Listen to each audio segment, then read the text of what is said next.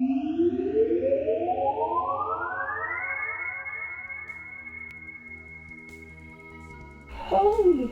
it's time once again for mechanics discussion.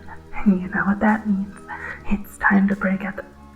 Oh god, why are those there? Ha, really, nothing to see here. Honest. Anyway, today's topic is crafting systems in games. Yeah. So, before we get into how to make a good crafting system in the first place, the real question is, why do we want a crafting system at all? Don't monsters just carry around loot? Like, every single dragon ever has 50 magic plus 2 swords smacking the crap out of stuff, so why even bother making your own stuff in the first place? Well, for starters, giving enemies loot in that particular manner isn't really all that realistic. Yeah, it's not a very good reason. It's a game. If it were realistic, we wouldn't be playing it. The more fitting answer is really twofold here. First off, a crafting system gives the GM more nuanced control over the player's power level in tabletop games. Or the game designer gets that control instead for video games where there is no GM. Anyway, regardless, the point is that if you want to give players an item, either it's an item they'll use, which is strict control, or it's an item they won't use and they'll wind up selling, which that money then goes to things that are less controlled and which can cause problems for balancing the game. By strictly controlling the items which are needed for crafting your own gear, the GM or designer can ensure that the player doesn't get stuff they shouldn't have, selling up plus 2 swords, and eventually you can just buy a plus 5 way before you should have access to it after all. The second major issue is that while it's nice for players to find legendary items from previous adventures and such, where did all that stuff come from? These legendary items have to come from somewhere. In D&D, for example, there's almost never any reason to ever make magical items, so why are there so many littered about? Why can't a player custom order a specific item that does exactly what they need so they get their own personalized legendary item? Using hand-me-downs really just isn't as heroic, shall we say, as forging your own destiny, or forging your own armor for that matter.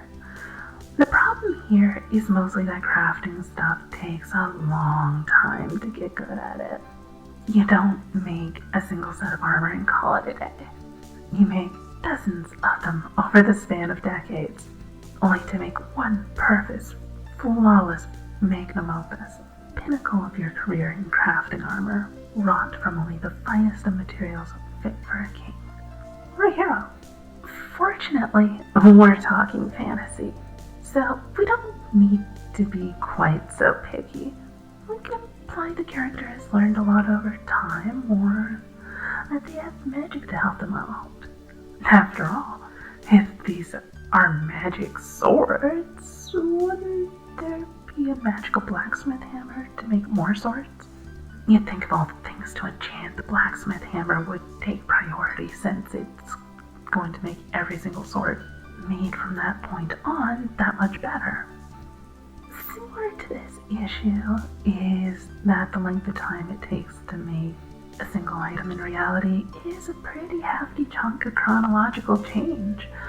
You're looking at about 40 hours or so for a crappy sword, 200 plus for a rather good quality one by an experienced smith. Considering players will want the highest quality gear they can get, you could be looking at weeks or months of downtime in your campaign at a time. Thing is, that doesn't work for all systems. Some systems assume a degree of downtime and are built with that in mind. Burning Wheel, for example. Others are very much so meant for being pretty fast-paced with very little downtime. As it's rare for characters to get months at a time off, and they won't have time to practice by making dozens of swords, you might want to consider part of the advantage of having a high-quality smithy or leatherworking tools and so on is that the enchantments vastly speed up the process, so that it's reasonable for a character to be a blacksmith part-time instead of devoting their every waking hour to it. Sure, it's not realistic, but the goal of the game is fun, and if a character has to sit out several sessions in a row to forge a piece of armor, then it's not going to encourage players to do much in the way of crafting their own gear, because it's simply not fun. Unless you're making a hyper-realistic simulation game, and I put game in quotation marks there because it sacrifices too much fun to really be a game at that point. Well, long and short of it is err on the side of fun over the side of realism, especially if you have magic to speed things up. Just keep in mind you might want to explain in your system that it gets accelerated due to magical intervention is all. Most players won't let it fall under their willing suspension of disbelief, so if you at least try to prevent a rudimentary explanation. Now, crafting is usually a problem in games in that it normally is not given much attention. Gather materials, make items. Yay. Not so much fun. Nor does it feel very epic. If you're going to make a crafting system for a game, or any mechanic at all for that matter, it really should be fully formed and fleshed out instead of just a rudimentary basic system with little thought put into it. Otherwise, you may as well not bother. Additional to such, it also needs to fulfill a few different purposes to be worthwhile. You don't just randomly throw in mechanics for the sake of having mechanics after all. No, yeah, mechanics because they're needed in order to fulfill some goal. Now let's take a quick look here and make a list of what we want our crafting system to accomplish, shall we? First off, it should grant players the ability to make personalized items. We want these items to be somewhat unique, where the characters have some degree of control over what they make instead of just basic patterns. These are their weapons and armor, as well as other equipment. It's their legacy, their personal stuff, and it really should feel like it was made just for them. Second on the list, a good crafting system should increase total gameplay beyond just the actual crafting itself. This means we want to set it up in such a way that it offers plot hooks, incentives, and other things for our players to do. Next, crafting should act as an investment for players, not just in the gear itself, but also in the making thereof.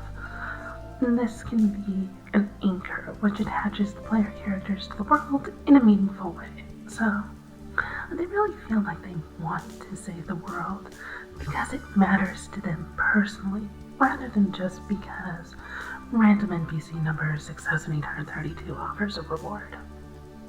After that, what do you think of swords?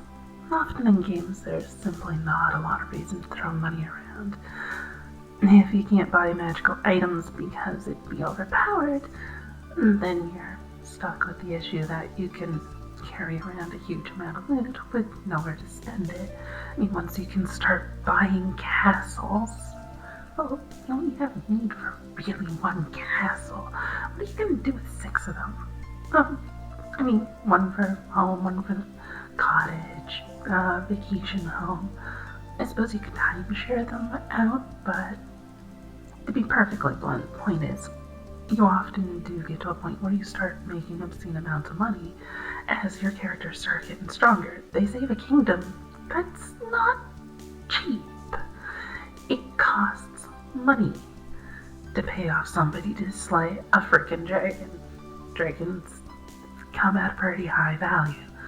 So, the point is that you're going to have a lot of money laying around as your characters get stronger and stronger.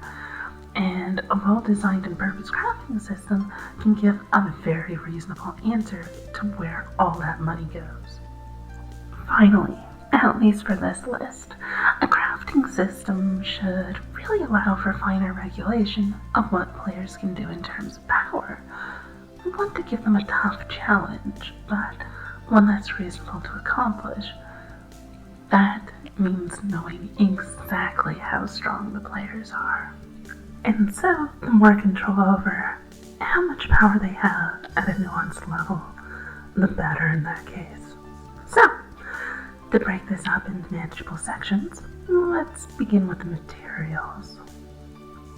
Quality items for players don't come from thin air, and this can be a great way to encourage players to do more stuff. Dragon ravaging a town, but they can't afford to pay you?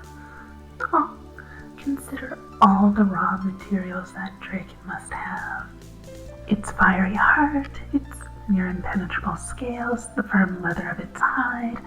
The dragon's very lifeblood is also quite valuable. Each of these things could be put to good use in crafting. Dipping a sword in water to cool it while working the blade is great and all, but using dragon's blood? Oh yeah, that's gonna be better. As such, this gives players something to work towards. If they want dragon hide armor, they're gonna have to skin the hide from a dragon, and dragons don't typically take too kindly to being skinned while they're still alive and kicking.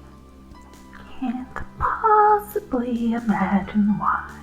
Anyway, if we take that and toss in things like having to earn respect from certain groups before they're willing to part with various materials for crafting, or win prizes from contests of strength or skill, it's easy to use such to draw player characters into gameplay elsewhere. So, what else can we do? Next, let's consider the investment aspect. If you want to work mithril, I'm willing to bet, mostly since I wrote the rules on it, I'm not taking a bet I won't win, that you're going to need more than just generic tools from your local blacksmith to work that stuff properly. No, you're going to need to invest in high quality stuff, such as an anvil that's harder than the mithril, or a set of enchanted blacksmith tools capable of actually manipulating such high-end quality material. This means you're not just going to use any old blacksmith shop, drop in and build stuff. No, you're gonna need a place to settle down for a bit. No more murder hoboing for you. Set up shop, invest in a town, use your heroic exploits to build it up, and create high quality smithy so you can work with the materials you get. Settling down into a single spot with a group of heroes that you can call home, even if it's just home base, is an important psychological aspect towards games.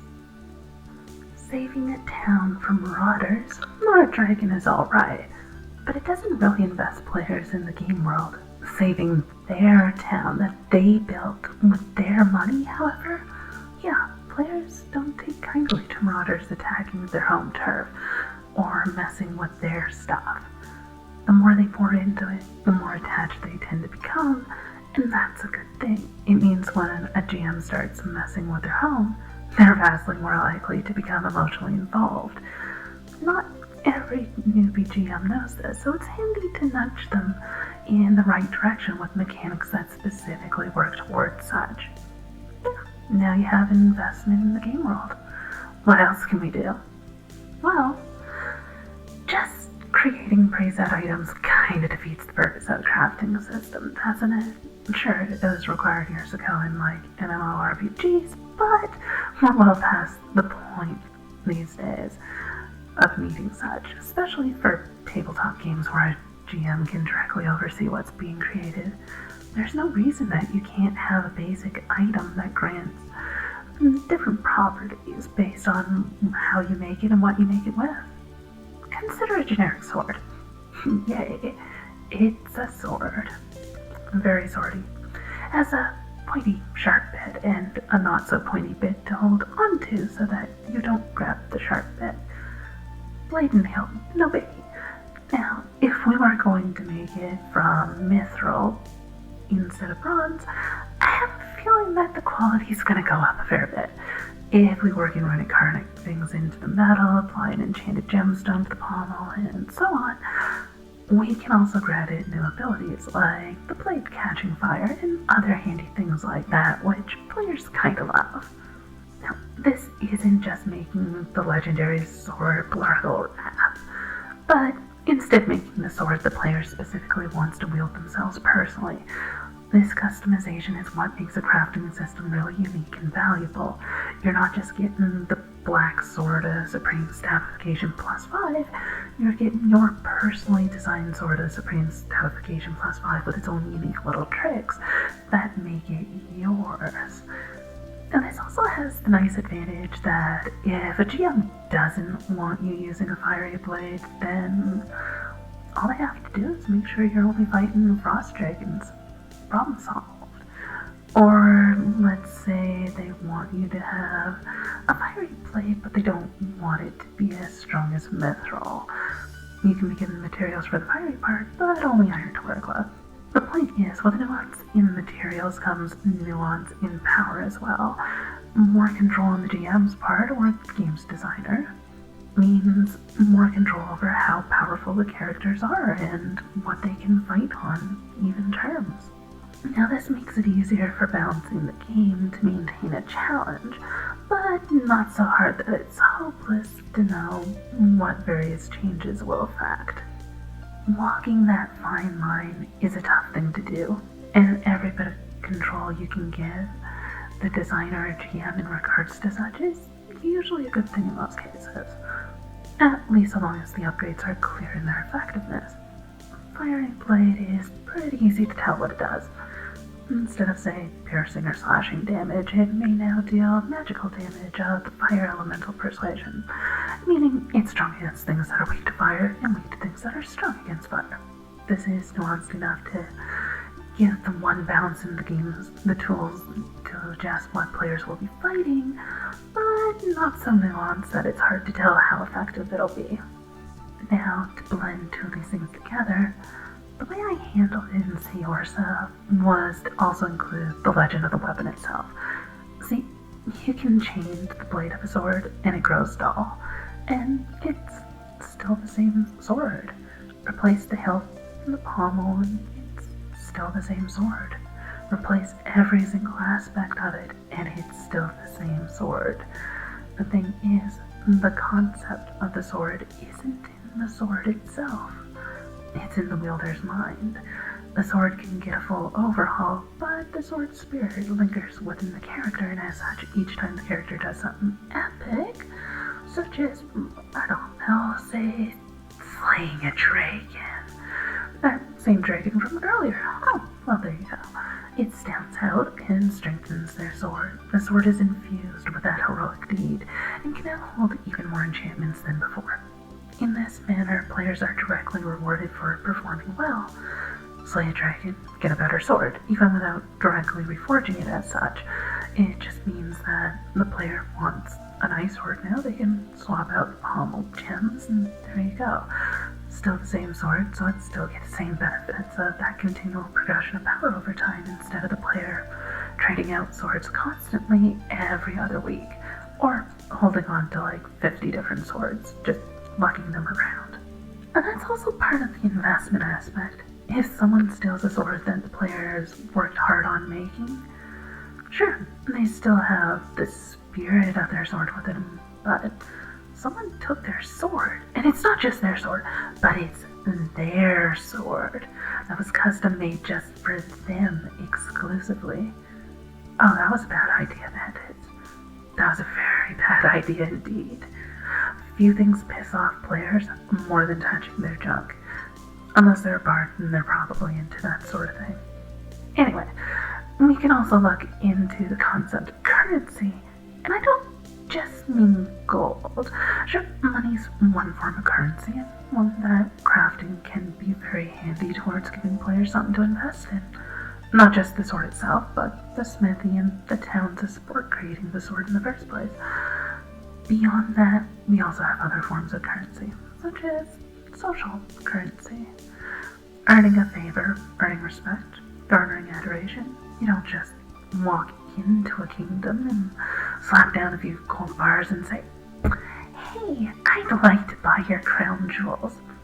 Alright, some people do, but seriously, that almost never works. If you want that tear shed by a goddess as her mate was damned for helping out a mortal race, and that tear is now the heirloom of the kingdom that was saved as a reminder of eternal thanks, well, let's just say that plunking down 1,000,000 gold just ain't gonna cut it. Yeah, no, if you want something that big and shiny, you're gonna have to do something equally on par. This means not only gameplay, but also a currency of reputation. Whether you use discrete quantified measurements of reputation, such as Saorsa does, or a more freestanding method, doesn't matter so much. Just that it directly means that the crafting mechanics is giving players stuff to do, and a place to spend all that currency they're making, be it coinage or favors. After all, just saving the kingdom isn't a reward in and of its own self. The players are going to want something kind of showing that, yeah, they have earned reward of mythological proportions, and more gold is not a very good way to showcase stuff. Crown jewels, a little bit more meaning to them.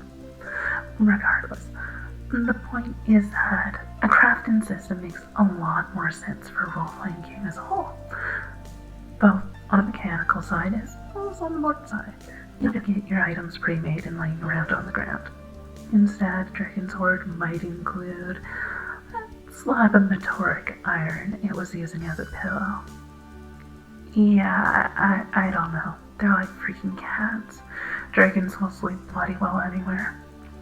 What I'm trying to get at is that it's much more sensible for slaying the dragon to increase the player's capacity, while using the dragon's hoard and body are also wise choices. You can build gear that matches your players, you can make them unique, and tie them to the world as having their personal items more than just scavenging the remains of other heroes. After all, why would you use a +2 sword you got after killing a dragon? I mean, it obviously wasn't good enough, since it sure as heck didn't help the last guy. Otherwise, he'd still be out slaying dragons instead of having his femur used as a toothpick. Just saying. But yeah, building a crafting system needs to involve more than just raw materials and character skill. There's so many ways to tie the character into the world, to make them feel more real, like they have a direct impact on what happens. As in writing, everything has to have a purpose. You don't add lines that add nothing to the story or the character's development. If you want to add a crafting system, it has to be because it directly benefits the game somehow, preferably in many ways. Some of those have been covered here today.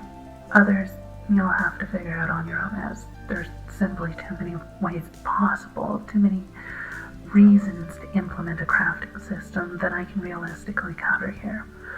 Rather than try to list them all one at a time, the real key is to think about what you want out of a mechanic and what it can accomplish, and then to figure out ways to expand that to include even more value. If you really do just need to collect 5 mithril bars and the heart of a dragon and a wrap of leather to create the legendary sword Firebrand, then you can do much more than that with a crafting system. Pull the players into the game, make them feel like they're directly a part of the world's history, and instill in them a sense of ownership of what goes on around them. Mechanics aren't just numbers. They're representations of ideas and concepts. Use them to make it easier for a GM to pull players into the game by setting them up in such a way that they make it easy to add plot hooks rather than just being a money sink. Some of this is the GM's responsibility, but really, if you can build it into the core mechanics of the game, it makes it that much easier for all GMs from that point on. Now, I could rant about this for hours, probably, but it'd be best for all of us were I not to do so. So I'm gonna stop here. So, anyway, that's it for today's episode, or I'm just gonna keep going forever. So, blah, blah, blah. Standard routine. Support my Patreon, subscribe, share. Do whatever it is you're told to do in other videos. I'm not gonna go through this crap, so have a nice day. Go outside and have fun instead. Unless it's raining, then I guess sit inside and watch the rain, because that's totally cool too. Or, well, if you're inside playing a game, wouldn't hurt either. I mean, if you catch my meaning. See you next time.